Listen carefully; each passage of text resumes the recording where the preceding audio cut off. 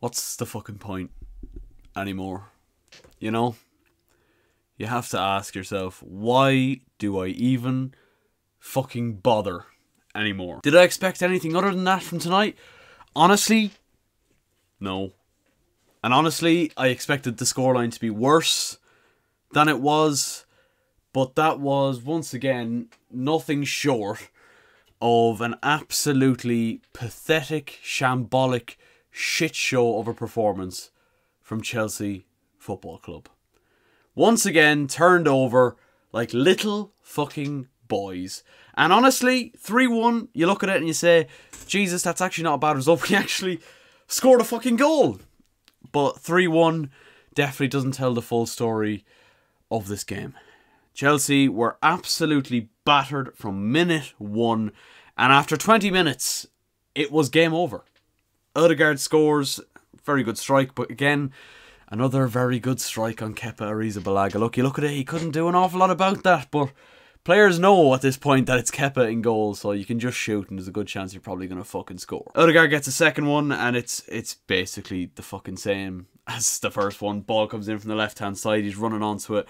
Left foot. This time into the far bottom corner.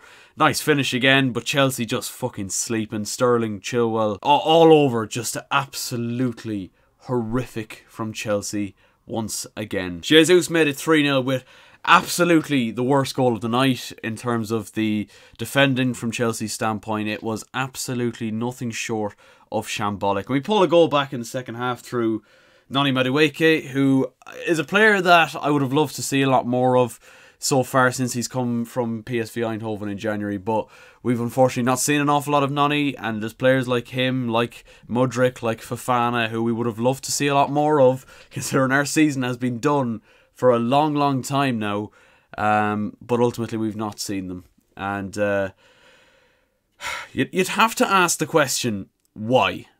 Why? Frank Lampard, right? There's nothing Frank Lampard could do to tarnish his legacy at Chelsea. I think any normal Chelsea fan will tell you that. Any Chelsea fan who knows what they're fucking talking about will tell you that Frank Lampard's legacy cannot be tarnished at Chelsea, no matter what he does. However, he's not a manager. He's not a manager. I said this on my TikTok, and to be fair, this is the first verdict I've done in a while, to be fair. And there's a good reason for that, because Chelsea have been nothing short of absolutely depressing. Frank Lampard has come in and possibly cemented himself as the worst Premier League manager ever. That's a fucking achievement and a half. You gotta hand it to him. How can you come in and lose every single game? We've scored 2 goals in the last 2 months. I had man in my fucking Twitter feed saying our goal of the season or our goal of the month contender is done nice and early in the month. We scored our goal in May nice and early, so we don't have to worry about it for the rest of the month. It's done. Like, man, the clowning is just on a different fucking level. Frank Lampard hasn't a fucking clue how to set up a team, how to put any sort of structure into a team. And as much as I love Frank, and as much as I would have loved to see it work, see him come back and be able to kind of lift the spirits, because I think nobody, anyone with any sort of brain in their head knows that Frank Lampard's not a great manager. But I think a lot of us Chelsea fans had this kind of blind hope that he was going to come in and kind of lift the spirits of the squad, and ultimately there's been 0 manager bounce from Frank Lampard. We talked about Graham Potter having the smallest manager bounce of all time. Frank Lampard's managed to make his manager bounce last a lesser amount of time than Graham Potter. It's absolutely astonishing.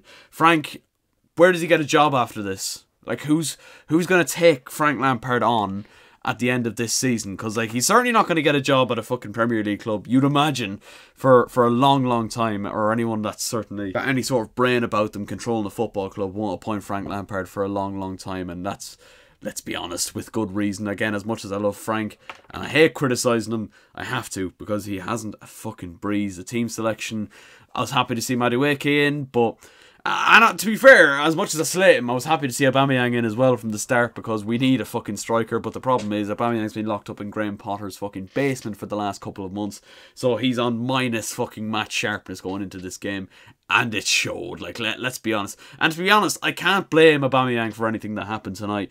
But let's go through the entire team. Kepa needs to go. He's got to go. got to go as soon as fucking possible. He's got to go. And I was told I was being a little bit harsh on Kepa, particularly for the goals he conceded tonight. Maybe a little bit, but like, he just doesn't save shots.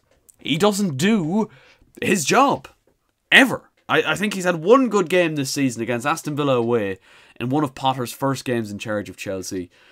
Apart from that, can you name any other Kepa Arrizabalaga noteworthy performances? Because I sure as hell can't. Azpilicueta, again, another player I absolutely love. I love Azpilicueta. He is, without a doubt, a Chelsea legend. He's completed football with Chelsea, but he probably should have left 2 or 3 years ago. And that's the reality of it. And it really did show tonight that he got absolutely destroyed down that left-hand side by Trossard and then by Martinelli when he came in.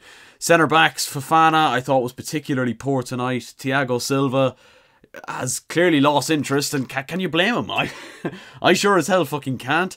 Chilwell, it's one of the worst games I've seen him play in a Chelsea shirt. I thought he was awful. Saka made absolute bits of him all night, but what did you expect? I thought midfield overall were poor. Even Kante lost the fucking plot tonight. But there's no direction, there's no structure as to where midfield is supposed to play. It's arguably the most important position on the pitch, and certainly a lot of games are won and lost in midfield, and our midfield has no direction at the minute whatsoever. Up front, you can throw your fucking hat at them. You really can. Madueke, hats off to him. Definitely Chelsea's best player tonight. Got his goal. Aubameyang, like I said, can't really blame him, but should never have been signed in the first place, let's be honest. And Raheem Sterling, I grow more and more fucking pissed off with Raheem Sterling as the games go by. He is just that fucking bad. And you know, seeming like one of the worst transfers we made this season. And to be fair, there's a long list of bad transfers that Chelsea made this season over the course of the year. We're still bringing on Hakim Ziyech. Why?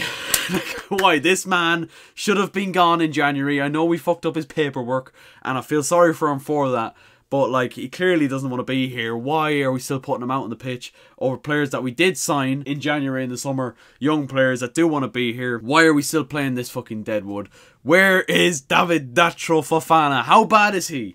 How bad is he that he can't get into this fucking team at the minute? Mudryk, fair play. Mudryk put himself about, in fairness. I have to say, he was sharpish, he was lively.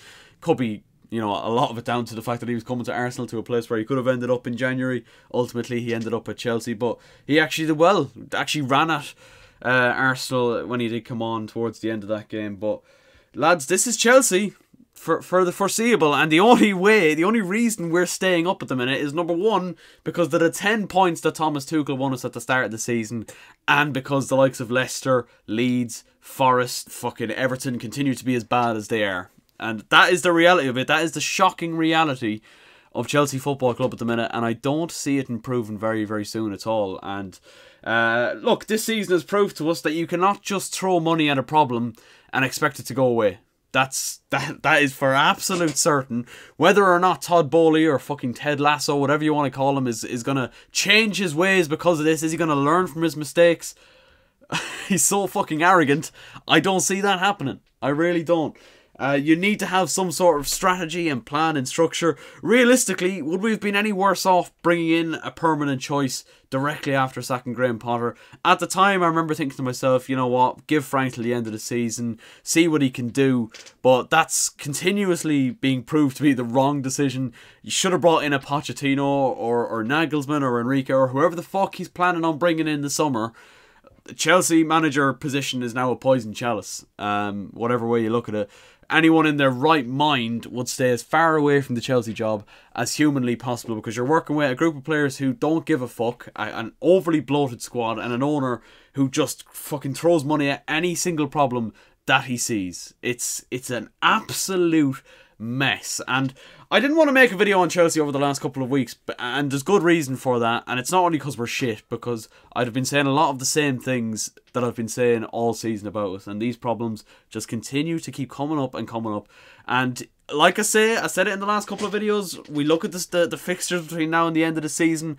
Where do you see Chelsea grabbing points? And I know points aren't exactly important between now and the end of the season, but I mean, they fucking could be come the end, because we are slowly but surely fucking clawing our way down that table even further. Bournemouth could end up passing us out the weekend. Ah, lads, when is it going to end? When is it going to... I don't know. I don't know. That's the honest answer. Who gave a shit out there tonight? Who gave a shit? I can't pick. Madueke, maybe the only player that actually played to his full potential, to his full fucking heart and desire. He was about the only one that I can pinpoint. Mudryk when he came on as well, fair play. But there's no structure, there's no fucking semblance of a team out there. It's 11 individuals going out on the pitch. We've said this for the longest time, and it's not getting any better. Let me know your thoughts in the comment section down below. Congrats to Arsenal once again. I mean, look, Arsenal needed a win tonight to bounce back off recent results, and they got a win. Charity FC strikes again. Subscribe if you're new, and we'll see you next time.